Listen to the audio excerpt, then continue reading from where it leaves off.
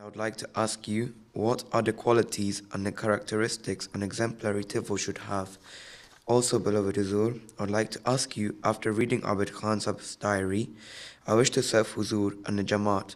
Which ways can I serve Huzoor and Jamaat in the future? You see, an exemplary tifl should be very regular and punctual in offering 5 daily prayers, right? After the age of 10, it is an obligatory on you to offer 5 daily prayers, and if possible in congregation, if you are living near the mosque, right?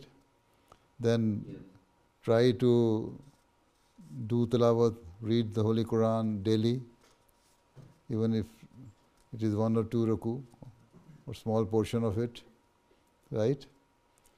Then an exemplary tifl should be morally very good, well behaved. When you go to school, students should know that this boy is very well behaved, so we have to be very careful in front of him. See, he is the person who does not involve himself in the bad things. So we have to be very careful when we are coming in front of him, right? When they talk to you, even if they use filthy language, you just avoid them and leave it. And you say that it is against the teaching of my religion that I should reply you in the same language, right? And you should respect your teachers, right? You should obey your teachers. You should obey your parents, right? And always think that whatever your parents think for you is for your betterment, right?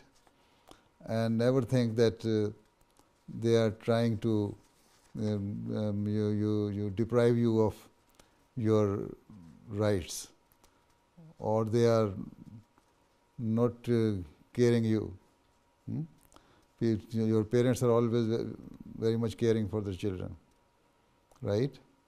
Well, apart from some very rare examples, normally they are very much caring, right? Yes. And if you think that they are caring, then you will obey them. So then, in this way, you will attain the love of your parents more than the normal love a child gets from their parents, right? Yes. So these are some tips. And be regular in doing your homework when you come back from school. And try also to read some religious literature to increase your religious knowledge, right?